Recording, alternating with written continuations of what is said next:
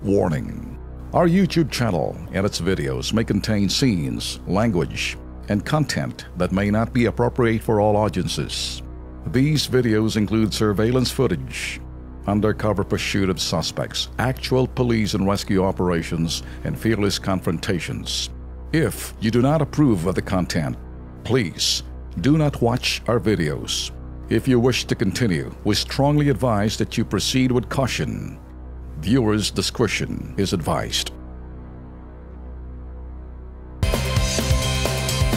At meron ding atat na atat. Ayun. Na gusto nang talagang siguraduhin na hindi na makapag-antay ng 6 na taon. Ayun. Dahil gusto niya nang masiguro at nag-iingay na kumbaga ay siguro dahil doon sa kanyang mga bumubulong, sige na, bilisan mo na, wag na natin patapusin, wag natin hiritin, baka matsambahan, maswertehan.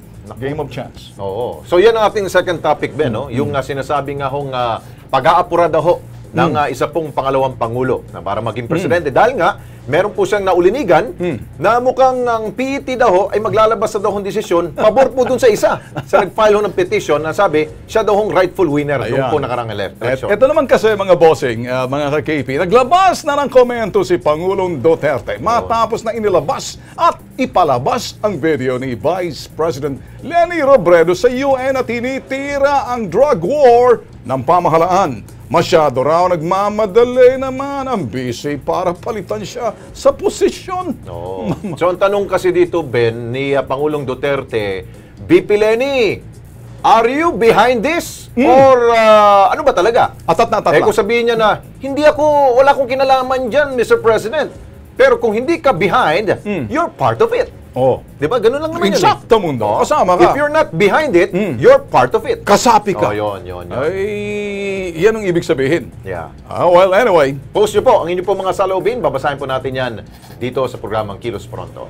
Ito ang kanilang mga komento. Okay, unahin natin si NG Amayim. Sabi niya, mas gusto ko po si Cayetano dahil sa kabila ng mga batiko sa kanya, nanatili po siya sa side ni President Duterte. Actually, dito po sa Japan, panalo ang Dukay. Ibig sabihin, Duterte, Cayetano. Si Nish Ishikawa. Yun. Para sa akin, kahit sino sa kanila, siguro naman lahat sila karapat-dapat at alam din natin na suportado nila si Tatay Digong at sana tanggalin na rin ang lahat na salot yan, lalo na si Trillanes, para naman maipatupad ang maayos ni Tatay Digong ang mga adhikain niya sa ating bansa.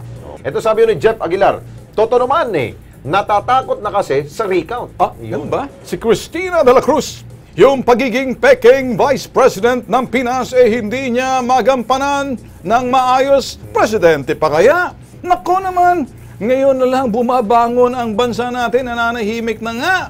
Jesus Mariosep, manahimik na lang siya. Ayun. Si Noemi Peralta, sabi niya, atat na atat.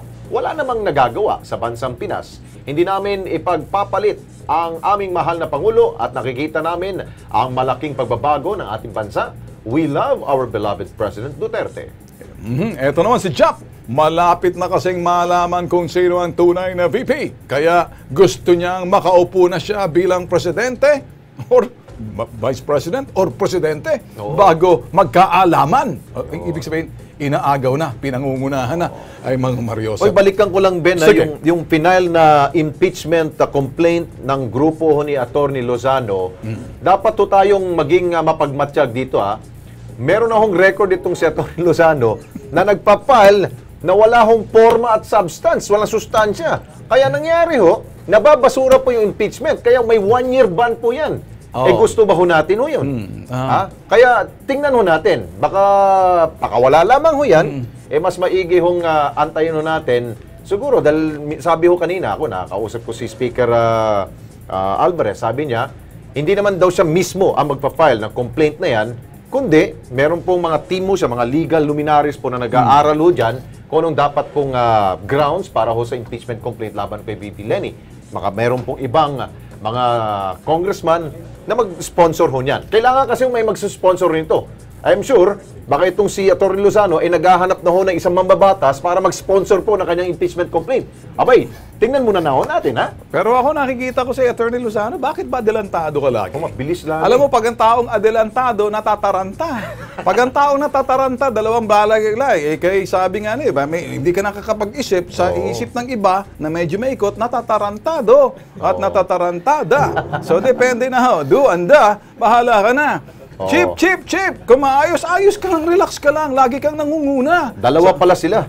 Si Attorney Oliver Lozano at si Melchor Chavez ang nag-file ng Sino naman complaint. Dalawa sila eh. Baka wala At kang magawa sa buhay. Ang sabi pa nila sa letter nila kay Speaker Alvarez, sabi nila, VP Leni Robredo is the termite of the government. Yun ang opening letter nila. Sabi niya, her unfaithfulness has extended to the betrayal of public trust and culpable violation of the Constitution. Yun. Kaya sabi niya, Speaker, tulungan mo kami. I-endorse namin tong impeachment complaint nito. Mr. Speaker, ayusin na natin yan.